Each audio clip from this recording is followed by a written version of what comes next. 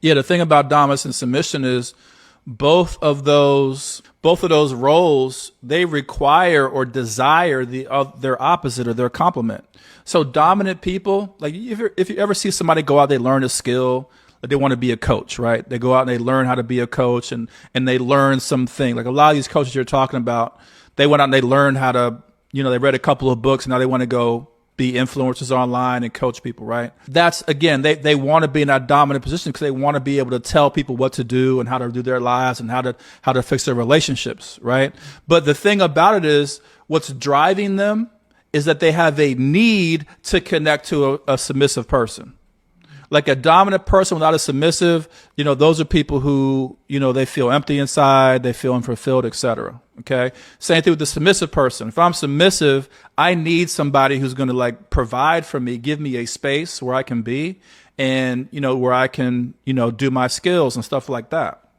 So for a lot of people, like they're out of work or whatever, and folks might say to them, well, just go ahead and be an entrepreneur. They're like, no, I don't want to do that. Why? Because they require an existing kind of organization and structure to thrive in. So the submissive person needs a dominant person, and a dominant person needs a submissive person. Neutral is different. Neutral is that person, they don't have a need for any of these people. You know what I'm saying? Like these are the people who are truly solo. So you hear some people talking about, like a lot of men and women talking about, yeah, I like to be alone. I'm solo. Like only a subset of those individuals are really telling the truth around that.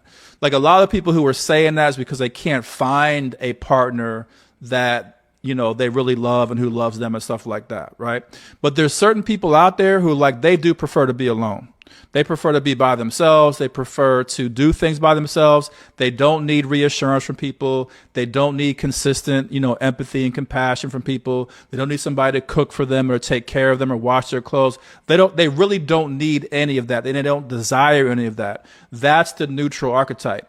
The neutral archetype or the neutral role are people who I'm not really trying to be with anybody. And you can usually tell those people, it's not that they're not in relationships per se, but they kind of have a take it or leave it kind of attitude and perspective when it comes to it. Like they could be by themselves if they want. And usually those people are people who have folks trying to be with them. You see what I'm saying? So they kind of come to them with like gifts and offerings and all these kinds of things in order to be with them.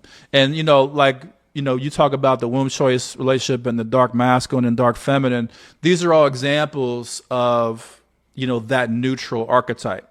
And I know we're going to talk about that later, but it's just a different mindset. They're not really concerned about being connected to anybody, and that makes them so difficult to relate with.